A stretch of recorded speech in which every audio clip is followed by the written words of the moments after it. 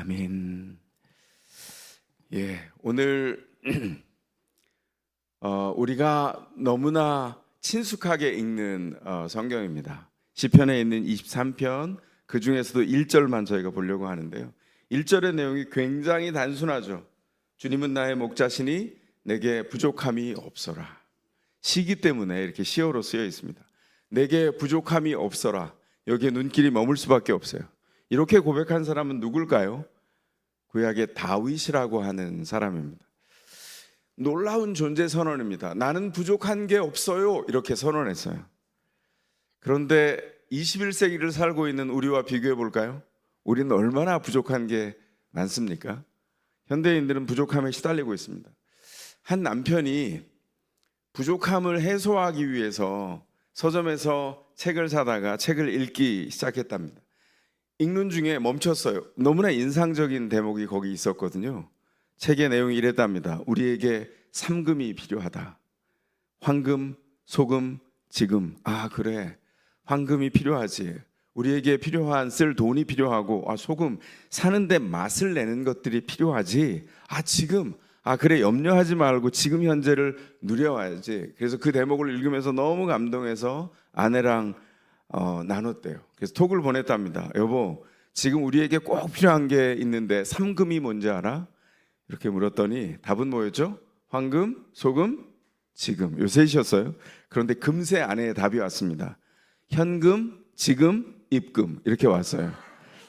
그래서 남편이 그 톡을 보고 당황했지만 조금이라도 결혼 생활이 익숙해진 5년 이상의 결혼에 있는 남편은 이게 죽을 수도 있구나. 빨리 답을 해야 되구나 알게 되죠. 그래서 금방 답을 했답니다. 뭐라고 답을 했을까요? 지금, 쬐끔, 입금. 이렇게 답을 했답니다. 제가 이 글을 읽으면서 한참 웃었어요. 왜 웃죠, 우리가? 이게 우리가 공통적으로 경험하고 있는 우리의 삶과 맞닿아 있기 때문입니다. 우리는 늘 부족해서 염려합니다. 돈 없어서 부족해서 염려하고, 직업에 대해서 염려하고, 관계 때문에 끙끙 앓면서 염려하고, 자녀가 성장하는 모든 과정에 염려하고, 미래가 불투명해서 염려하고, 진로와 건강 때문에 끊임없이 분투하면서 염려해요. 이게 다 문제거리입니다. 근데 여러분 기억하셔야 될 게 있어요. 염려에는 세 가지 문제가 있습니다. 뭘까요? 염려는 도움이 되지 않습니다. 염려는 합리적이지 않아요. 염려는 바르지 못합니다. 하나씩 볼까요? 첫째로 염려는 도움이 되지 않고 아무 문제도, 어떤 문제도 풀지 못합니다. 염려를 하게 되면 마음만 새까맣게 다들어갑니다. 염려로 과거를 바꿀 수도 없고요, 미래를 통제할 수도 없어요. 지금 우리가 살고 있는 현재만, 오늘만 불행하게 만들 뿐입니다. 두 번째로 염려는 합리적이지 않습니다. 염려를 가슴에 품게 되면 내가 만난 문제가 더 크게 보여요. 과장하게 됩니다. 그리고 그 문제가 점점점 커져서 문제에 깔리게 되죠. 우리가 바꿀 수 없는 것을 보면서 염려하는 것, 마음이 질식하게 되는 일이에요. 그래서 어떤 경우에도 염려하지 않아야 합니다. 세 번째는 염려는 바르지 못합니다. 원래 하나님이 우리를 만드실 때 우리 몸은 염려하지 않도록 만들어졌어요. 염려하면 어떻게 되죠? 우리 몸에 반응이 나타나기 시작합니다. 염려하면 소화가 잘 안 돼요. 위궤양에 걸릴 수 있습니다. 요통에 시달릴 수 있고요. 두통과 불면증, 여러 가지 질병에 노출될 수 있어요. 지난주에 우리가 함께 나눴던 어떤 책에서 이런 말이 있습니다. 얼룩말은 위궤양에 걸리지 않는다. 무슨 말이죠? 동물이나 식물, 어떤 피조물도 염려하는 피조물이 없어요. 하나님이 만드신 피조물 중에 유일하게 염려하는 피조물은 사람밖에 없습니다. 사람은 염려하지만 하나님은 염려하지 않도록 창조하셨어요. 염려하면 불행해지고요, 염려하면 건강조차 해칩니다. 우린 염려하려고 태어난 게 아니에요. 그런데 살면서 부모를 통해서 물려받기도 하고 내가 만난 일들 때문에 그 경험이 누적돼서 오랫동안 익숙하게 우리가 하는 일이 염려입니다. 아침에도 일어날 때 염려로 일어나고, 하루 종일 무겁게 염려하고, 저녁에도 염려로 잠들죠. 그래서 오늘 성경을 통해서 우리가 좋은 소식을 만납니다. 염려에 대한 해결책입니다. 시편 23편 1절에 놀라운 존재 선언을 한 다윗의 고백 안에 무엇이 담겨 있죠? 하나님께서 나의 목자가 되십니다. 이렇게 선언했다는 거예요. 하나님이 나를 돌보신다. 하나님이 나를 돌보신다는 것을 믿으면 부족함이 없다고 고백하게 된다는 거예요. 이걸 우리 삶의 선물로 받기 위해서 우리가 먼저 알아야 될 게 있습니다. 목자가 무엇을 할까요? 목자가 네 가지를 합니다. 첫 번째, 목자는 공급합니다. 목자는 양떼에게 필요한 먹을 것을 알고 쉴 곳이 어디인지를 알고 삶의 필수품이 무엇인지를 알고 양떼에게 공급합니다. 두 번째로 목자는 보호합니다. 적들이 쳐들어올 때 해를 받지 않도록 목자는 자기 목숨을 바꿀 준비를 해가면서 싸우고 보호하고 막아주죠. 세 번째로 목자는 인도합니다. 양들이 혼란에 빠지지 않도록 위험하지 않은 길로 인도하고요. 위험에 빠졌을 때 가장 적절한 길이 어디인지 혼돈하고 앞서간 방향을 모를 때 방향을 알게 하고 풍성한 음식과 풀과 그리고 넉넉한 물이 있는 곳으로 인도합니다. 네 번째로 목자는 고쳐줍니다. 목자가 인도했는데 양이 자기 마음대로 가요. 양이 그런 속성이 있답니다. 그래서 혼자 가서 너무나 위험한 상황에 빠졌을 때 목자가 살펴보고 그 양을 찾아와서 문제가 발생한 그곳으로 찾아와 고통에서 건져주고 어려움을 고쳐줍니다. 이 점이 놀랍죠? 하나님이 목자가 되시면 우리에게 이 네 가지를 한다는 거예요. 우리 삶에 들어오셔서 하나님은 우리의 삶에 공급하시고 보호하시고 인도하시고 고장나고 어려움에 빠진 우리를 건져서 고쳐주시는 이 네 가지를 약속하셨습니다. 다른 성경을 한번 보겠습니다. 이 약속이 얼마나 구체적으로 나타나 있는지. 빌립보서 4장 19절입니다. 한번 볼까요? 같이 한번 읽겠습니다. 시작.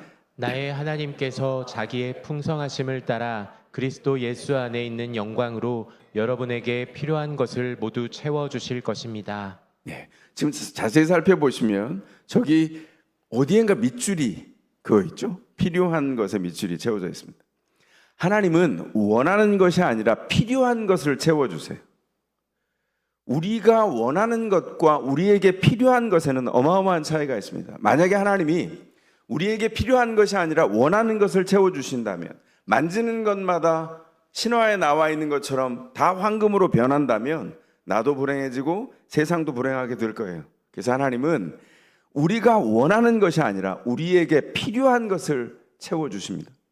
성경에서 약속한 것은 반드시 이루어지는 일이에요. 우리에게 원하는 것이 아니라 우리에게 필요한 것을 아시고 필요한 것을 반드시 채우시겠다. 그럼 생각해야죠. 우리에게 필요한 모든 것을 채워주신다고 했는데 이 모든 것에 뭐가 포함되어 있는 거죠? 우리가 몸이 아파서 치료를 받고 의사에게 지불할 돈도 여기 포함되어 있습니까? 내가 집을 옮겨서 거기에서 지불할 중도금과 그리고 월세와 전세금도 여기 포함되어 있습니까? 영적인 필요와 경제적인 필요도 여기 포함되어 있을까요? 건강의 필요와 관계의 필요도 여기 포함되어 있을까요? 원천적으로 성경의 그 모든 것, 필요한 모든 것을 채운다고 하는 이 약속에 이 모든 게 다 포함되어 있습니다. 하나님이 보호해주마, 혼란한 곳에서 인도해주마, 삶의 문제를 고쳐주마 이렇게 약속하셨다면 염려할 것이 아무것도 없어요. 염려하지 않고 의탁하면 됩니다. 마치 뭐와 같을까요? 우리가 사는 곳에서 보험을 가입합니다. 그러면 거기에 들어있는 약관과 약정된 것을 보죠. 이 보험을 들었어요. 이만큼의 돈을 지불해요. 그럼 거기에 보상 범위가 있어요. 보상 범위를 다 알면 보상에 대해서 더 이상 걱정하지 않는 거랑 똑같습니다. 성경에 하나님이 주신 약속이 얼마나 많을까요? 7,000개가 넘습니다. 하나님이 우리의 삶을 책임져 주십니다. 그걸 우리가 이해하게 되고 그 일을 성경이 말하는 방식으로 따르게 된다면 염려할 것이 전혀 없어요. 예수 그리스도가 나의 목자라면 염려할 필요가 없습니다. 그러나 하나님은 성경을 통해서 우리에게 조건을 제시합니다. 하나님은 모든 사람의 목자가 되지 않으십니다. 하나님은 모든 사람의 목자가 아니라 하나님을 자기 목자로 허락한 사람들에게만 목자가 되십니다. 그게 인격적이죠.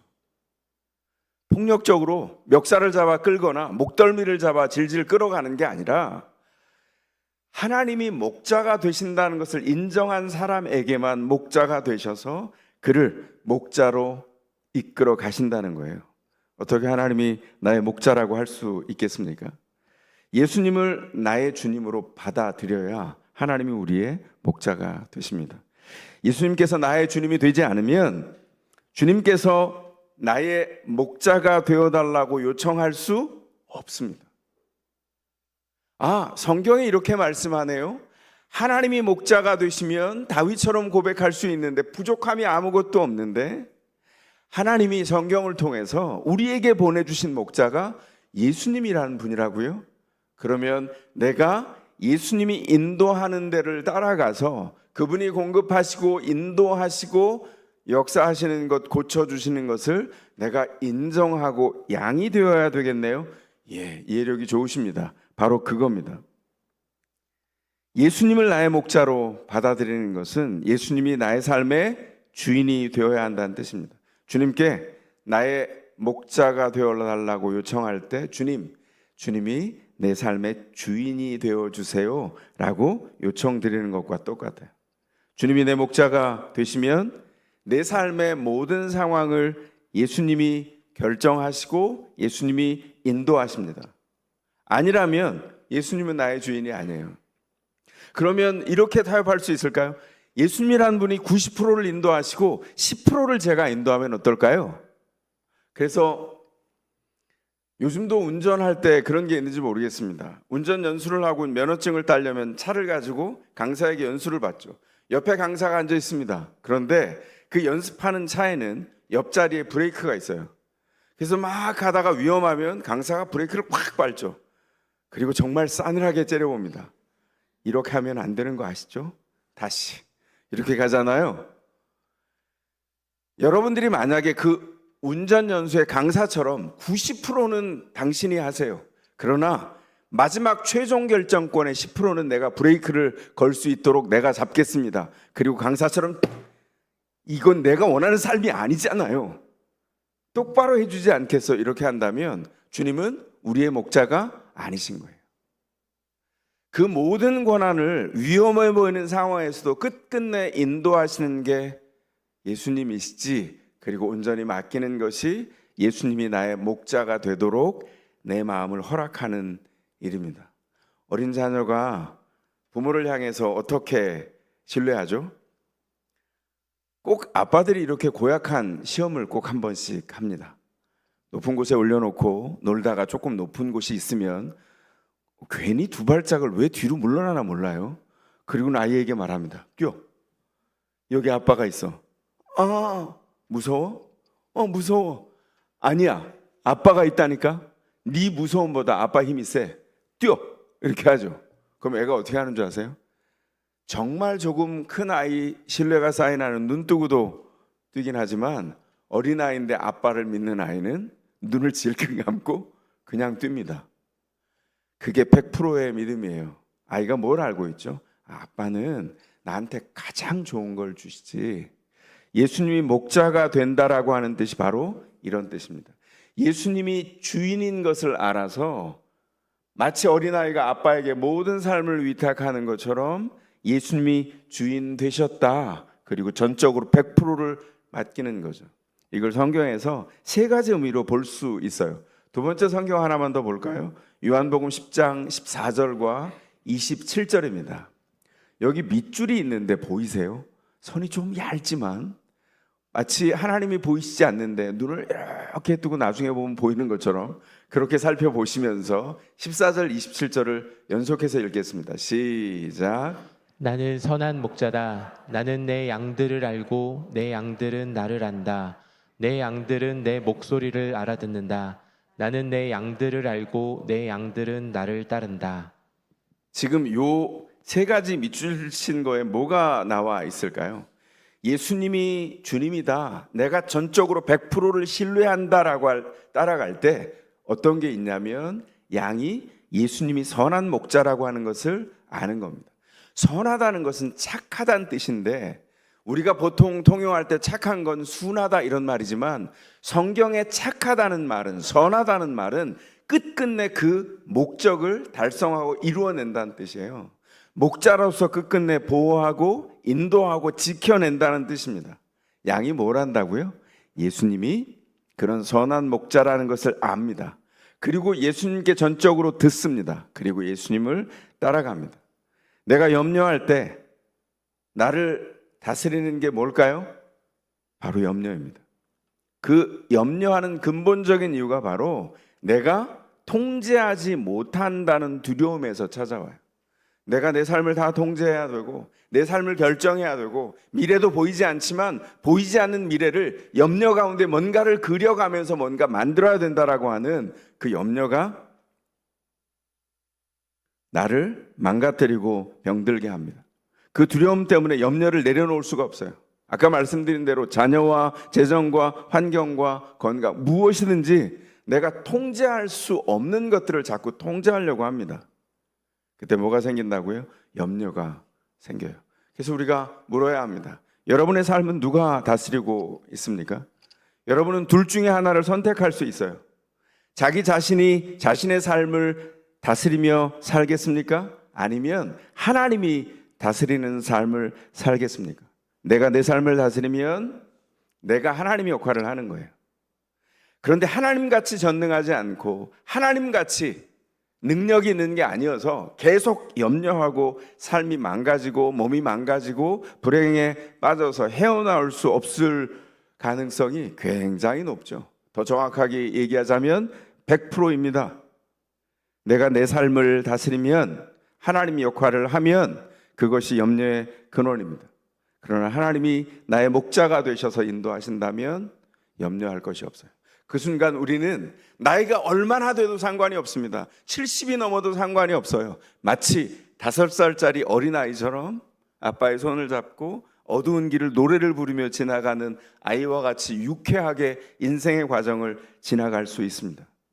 어떻게 해야 될까요? 나는 예수님을 내 삶의 주인으로 모셔야 합니다. 그렇다면 예수님은 목자가 되시고 예수님은 우리의 삶의 주인이 되십니다. 그 순간 신기하게 우리의 삶의 염려가 멈출 겁니다. 그렇게 미래를 바라보고 내가 저 목적을 이루어야 돼. 그리고 마음이 망가지고 관계가 망가지고 배우자를 막 어렵게 하고 관련된 사람들을 어렵게 하고 사실은 돌아와서 내가 제일 어려웠던 그 염려했던 내가 망가지고 찌그러졌던 그 불행했던 삶의 모습을 내려놓을 수 있어요. 아, 삶의 과정이 이렇게 순탄할 수 있는 거야? 문제는 여전히 있는데 마음이 이렇게 평안할 수가 있어? 아, 예수님이 목자가 되시고 예수님이 주인 되신다는 것은 의탁하는 거구나. 주님께서 인도해 주시는 거구나. 그 일을 알면서 주님을 따라가는 겁니다. 여러분들이 그리스도 안에서 서기까지 여러분들을 위해서 기도하고 여러분들을 초청한 모든 사람들이 앞서가며 때로는 성숙하게, 때로는 미숙하기도 했지만 그 염려를 내려놓는 예수님이 주인된 삶을 살아왔어요. 돌아볼까요? 믿음 안에서 산 것을 돌아보면 와, 믿음 안에서 전 40년이 넘었거든요. 산 삶의 현장이. 주님을 영접하고 한 40년 넘게 살았습니다. 그 전부터 교회는 다녔죠. 교회 다니는 연수 빼고요. 그리고 뒤를 돌아봤어요. 상상이죠, 물론. 어떻게 살아왔지? 와, 다시 걸으라 그러면 걸을 수 없는 그 뾰족한 정말 한 발짝 한 발짝만 지나갈 수 있는 이 길을 걸어서 이걸 어떻게 걸어왔지? 알고 봤더니 우리 주님이 목자가 되셔서 인도하셨어요. 넘어질 때 일으켜 주시고요. 염려할 만할 때 채워주시고요. 그 마음을 붙들어 주셔서 그 걸음을 인도해 주셨어요. 자, 그러면 지혜를 발동해야 됩니다. 아, 내가 스스로 통제할 수 없고 넘어져서 불행하고 낭망에 빠지거나 절망해서 일어날 수 없는 수많은 상황들을 인생에서 만났다면 이제 지혜를 발동할 때 아닌가요? 아, 그분이 누구인지 여태껏은 몰랐지만 그 예수님이 성경에 말씀한 7,000가지의 약속이 예수님을 통해서 다 응답됐는데 그 약속을 이루는 것이 확실하고 분명하다면, 그분이 우리의 선한 목자라면 그냥 착한 게 아니라 그 목자의 선함, 그 목적을 끝끝내 이루어가는 분이라면 우리의 삶을 맡길 수 있지 않을까? 그리고 사람들에게 물어보십시오. 그 맡긴 현장이 어떠했는지. 저에게 물으신다면 저는 조용하지만 분명하게 흔들림 없이 답을 드릴 수 있어요. 저는 달라졌습니다. 저는 예수님 때문에 이전의 삶으로 절대 돌아가지 않습니다. 누군가 이렇게 묻더라고요. 당신의 인생은 불행하지 않았어요? 당신이 선택할 수 없었던 유년 시절과 그때 선택할 수 없었던 수많은 인생의 일들을 만약에 선택할 수 있다면, 바꿀 수 있다면 환경과 여러 가지 사람들을 다 바꾸어서 새로 살아보지 않겠어요? 제가 정말 0.5초도 지나지 않아 답했습니다. 오래전에 있던 일이지만 아닙니다. 절대 돌아가지 않습니다. 예수님 안에서 주님이 이끄신, 주님이 목자가 되셔서 이끄신 삶이 너무 좋습니다. 아직 다 살아내지 않았지만 주님이 인도하실 삶이 기대가 됩니다. 그리고도 그때 대답에서부터 한 15년이 지났네요. 어떨 것 같으세요? 예, 지금도 똑같이 대답합니다. 주님은 과연 제게 선한 목자이세요. 우리가 부족하지만 가장 좋은 것을 주시는 분입니다. 그분이 저에게만 있지 않고 여러분에게도 목자가 되셔서 여러분의 삶의 모든 부분을 통치하시고 인도하셔서 100% 주님이 목자가 되시고 삶의 주인이 되신다고 고백한 사람들에게 어떤 삶의 선물을 주실지 기대해 볼 수 있지 않을까요? 염려를 내려놓을 수 있을 겁니다. 푹 자게 될 거예요. 주님의 은총 안에서 이전에 경험하지 못한 삶의 구간을 경험하게 될 겁니다. 목자 되신 예수님, 사랑하는 사람들을 그렇게 고백하게 하신 그 예수님이 여러분의 목자가 되시면 어떨까, 이렇게 권면드립니다. 함께 기도하겠습니다. 이 자리에 그리고 온라인에 있는 모든 분들 눈을 감고 함께 저를 따라 기도해 주시기 바랍니다. 기도하겠습니다. 예수님, 저는 다 알지 못합니다. 그러나 제가 예수님을 목자로 신뢰하면 모든 필요를 채우신다는 약속을 합니다. 더 이상 내 삶을 내가 다스리지 않겠습니다. 예수님, 나의 주인이 되어 주십시오. 제 삶을 인도해 주십시오. 예수님 이름으로 기도합니다. 아멘.